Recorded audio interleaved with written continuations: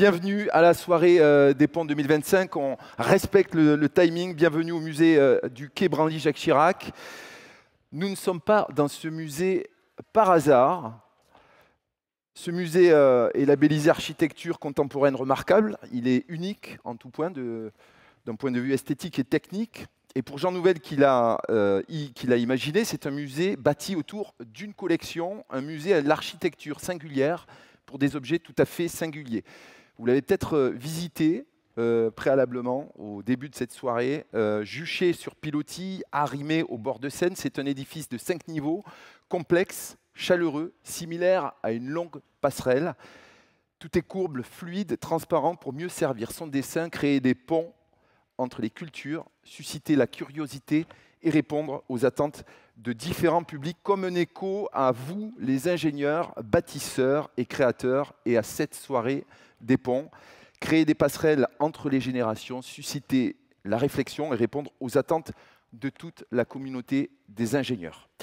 Cette 7e soirée des ponts s'articulera autour de 3 temps forts. D'abord, nous reviendrons rapidement sur l'actualité de la fondation, des alumni et de l'école, et nous honorerons le parcours de 3 étudiants. Notre 2e temps fort sera, lui, dédié au débat d'idées à 2 tables rondes. La première tentera de dresser les contours de la nouvelle génération de diplômés. Et la 2e nous questionnera sur la place et le rôle de l'ingénieur face aux défis environnementaux et sociétaux. Et enfin, pour conclure cette soirée, nous recevrons notre grand témoin, Antoine Picon, qui nous fait l'honneur de sa participation ce soir. Il nous racontera comment la figure de l'ingénieur résonne avec les mots histoire, évolution, éthique ou encore politique.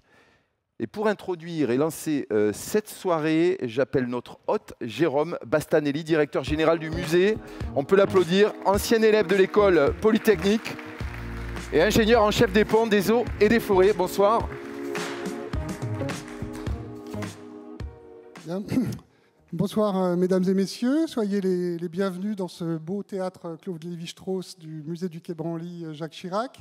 C'est à moi que revient l'honneur d'introduire donc cette belle soirée. Je voudrais évidemment vous remercier tous pour votre présence, remercier Thierry Duclos, le président de la Fondation, pour avoir choisi le musée du quai Branly pour tenir cette cérémonie ce soir. Remercier aussi Boris Rovenzin et Thierry Déot de l'Association des anciens élèves, et puis Anthony Briand, le directeur de notre école, pour leur présence. Puis vous remerciez vous tous pour votre présence. Alors dans ce genre d'exercice introductif, il est d'usage de dire à quel point ça fait sens de recevoir les associations, les mécènes qui nous font l'honneur d'avoir choisi notre musée pour tenir leur réunion. Donc je vais le faire, mais je vais le faire peut-être avec encore plus de sincérité que d'habitude dans le cas présent, pour des raisons à la fois institutionnelles et personnelles. Raisons institutionnelles, parce que, bon, vous trouvez que c'est peut-être un peu tiré par les cheveux, mais il y a des liens entre les ponts et le bâtiment dans lequel on est, le propos du musée. Si vous êtes venu par le jardin, vous avez vu que notre bâtiment repose sur des grands piliers, donc il a quelque part une forme de pont. Notre but est d'établir un dialogue entre les cultures, de créer des ponts entre les civilisations, et j'en veux pour exemple les différentes expositions que nous tenons aujourd'hui.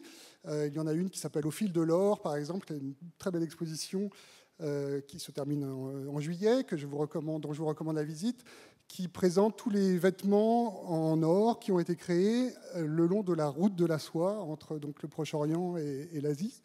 La 2e exposition qui me fait penser un peu au pont, aux chaussées en tous les cas, c'est l'exposition Dakar Djibouti, qui revient sur la grande mission d'exploration, la dernière grande mission ethnologique en fait, des années 30 avec Marcel Griol et Michel Léris, qui était une exposition qu'on a fait pour la première fois avec 10 musées africains, chacun portant un regard évidemment un peu différent sur cette histoire commune.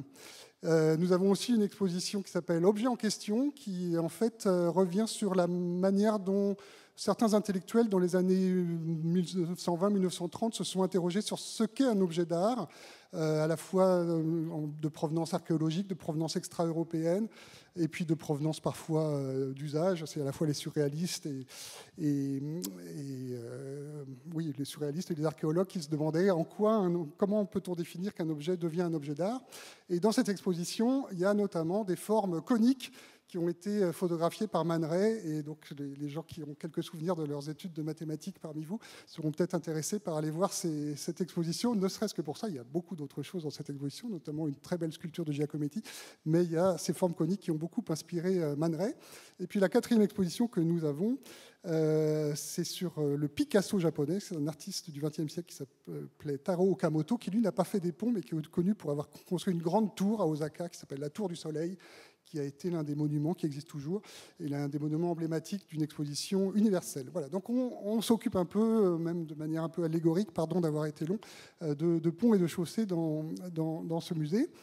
Et puis, d'une manière personnelle, ça me fait aussi plaisir de vous accueillir parce que je suis moi-même ingénieur des ponts et chaussées, et il y a peut-être même un lien d'ailleurs entre Jacques Chirac et ma présence ici, puisque c'est sous la présidence de Jacques Chirac que l'ingénieur de l'aviation civile que j'étais alors est devenu, grâce à la fusion des corps, ingénieur des ponts. C'est comme ça que je me suis retrouvé ingénieur des ponts. Et puis c'est grâce à Jacques Chirac que ce musée existe. Voilà, donc je voulais aussi lui rendre hommage avec ce petit clin d'œil. Je vais donc conclure en vous souhaitant à nouveau la bienvenue, en vous invitant à revenir au musée si vous n'avez pas visité ces expositions.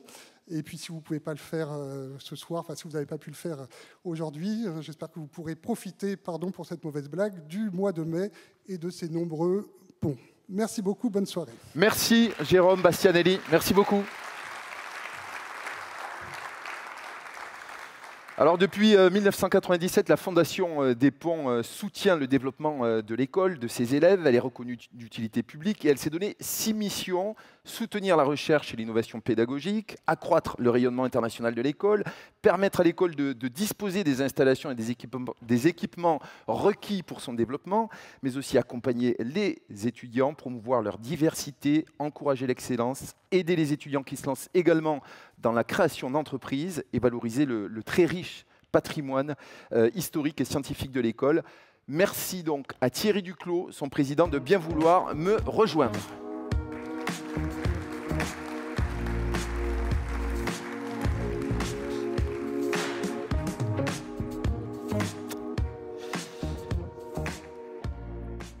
Et donc, bienvenue Thierry, et je vous laisse la parole.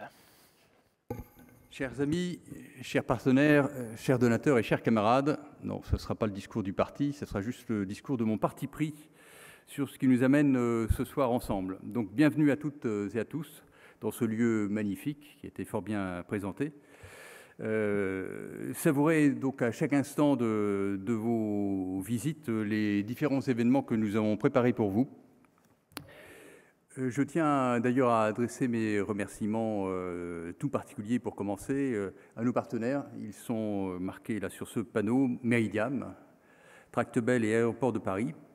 Ils ont bien sûr apporté un sérieux coup de main pour préparer cette soirée, mais ils sont aussi des partenaires tout au long de l'année de l'école et de ses élèves. Voilà, donc ils disposeront d'un espace pour vous présenter leurs propres réalisations. Alors maintenant, passons aux réalisations de l'année, année qui a été fort riche et qui s'est inscrite, si je puis dire, dans les pas de la Nuit des Ponts, qui a permis de lancer un certain nombre de projets réalisés donc, durant l'année. Nous avons tout d'abord inauguré notre nouveau dispositif d'aide aux entrepreneurs, c'est le prêt d'honneur. Nous avons encarté 3 prêts pour un montant de 80 000 €, contribuant ainsi au lancement, grâce à ce financement, de 3 entreprises innovantes issues de l'école. Nous avons également financé l'acquisition de caméras portatives dans le cadre du projet Science 2024. C'est un projet qui a accompagné les nageurs olympiques français. Et donc, on ne peut que se féliciter de leur brillant succès. Et donc le projet consistait à installer des caméras dans les piscines d'entraînement pour analyser les trajectoires et permettre aux nageurs de les optimiser. Il y a eu, troisième grand projet de l'année, le film Construire. Il a été financé en partie seulement par la Fondation et ses donateurs. Il a pour but de montrer le rôle de notre école et de ses diplômés, bien sûr, dans l'histoire du génie civil et de l'aménagement du territoire.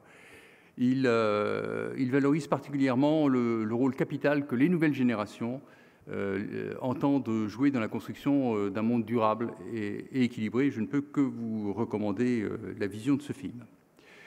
Autre grand projet, lui totalement financé par la Fondation et dont nous sommes très fiers, certains d'entre vous ont déjà pu le voir, c'est l'exposition « Un cliché contre des clichés, ingénieur ES, un métier au féminin pluriel ». Cette initiative marquante pour la promotion des carrières scientifiques féminines est composée de 20 portraits de femmes ingénieurs, dont certaines sont dans la salle, même si je ne vois pas grand-chose, là, je sais qu'elles sont là.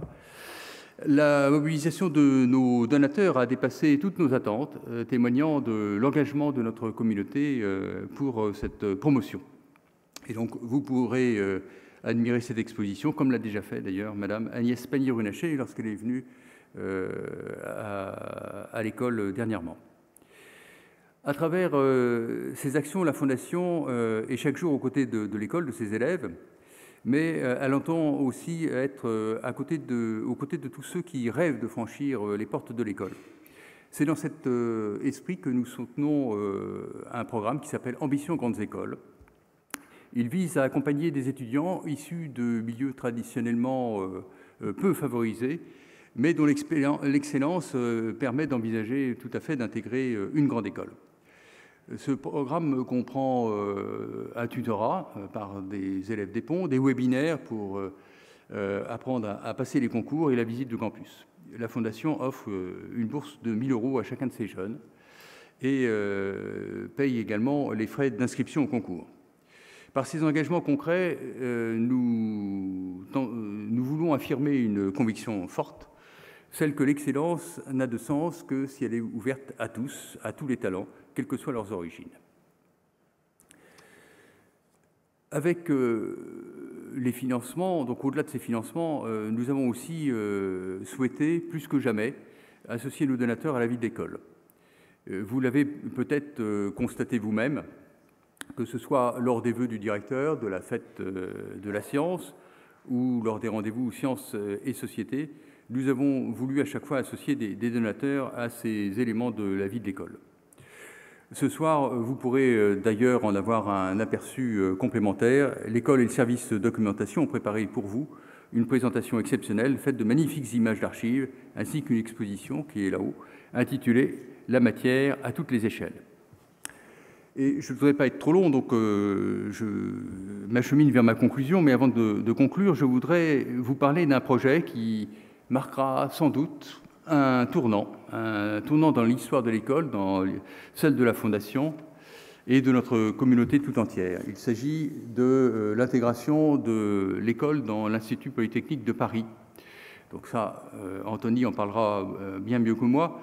Ce projet est accompagné de la construction d'un nouveau bâtiment sur le plateau de Saclay, une implantation secondaire de l'école, et il nous appartient aujourd'hui de matérialiser ce rapprochement. C'est dans cet esprit que nous portons le projet le plus ambitieux de l'histoire de la Fondation, donc la construction d'un nouveau bâtiment, qui sera la propriété de la Fondation et de Pont Alumni, et dont l'école sera le locataire.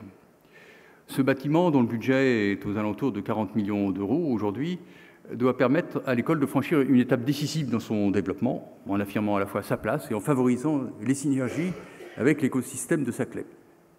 Et il offrira à ses élèves, aux chercheurs, aux enseignants, un cadre digne de toutes ses ambitions. Pour réussir ce projet, vous le devinez, nous aurons plus que jamais besoin de votre soutien. Alors, j'ai aussi coutume, lors de ces discours, de faire quelques citations de chiffres, mais là, je vous en fais grâce. Vous pourrez lire notre prochain rapport d'activité. Je voudrais à mon tour remercier Jérôme Bastianelli, qui nous a accueillis très, très chaleureusement. Je voudrais en profiter pour saluer les membres de notre CA, qui sont bénévoles et très impliqués.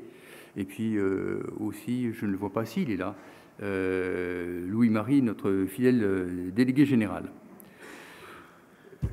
Nos mécènes, je l'ai déjà fait. Je voudrais surtout faire deux petits indada pour Xavier Dubrac, d'une part, qui travaille pour la Fondation grâce à un mécénat de compétences d'Aéroports de Paris. Il a été pour beaucoup dans l'organisation de cette soirée.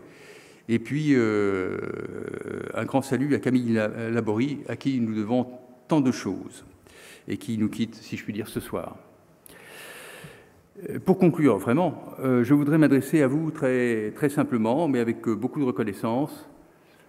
Si la Fondation peut aujourd'hui accompagner les projets de nos élèves, soutenir la recherche, promouvoir la diversité et préparer l'avenir de l'école, c'est grâce à vous. Cette générosité n'est pas qu'un appui financier. Elle est une déclaration de confiance, une affirmation que l'avenir des ponts mérite d'être bâti avec soin, avec ambition et par l'ensemble de la communauté. Nous entrons dans une période déterminante pour notre école et nous aurons plus que jamais besoin de cet esprit d'engagement. Un grand chantier s'ouvre. Vous savez qu'au pont, on a l'habitude de mener des grands chantiers, donc ce n'est pas ce qui nous fait peur. Mais ce soir, je vous invite à savourer tout ce que vous avez contribué à rendre possible. Et demain, je vous invite à contribuer, à écrire avec nous l'histoire de notre école. Au nom de tous les projets que vous rendrez possibles, je vous adresse un immense merci. Merci à vous tous et belle soirée. Merci Thierry Duclos.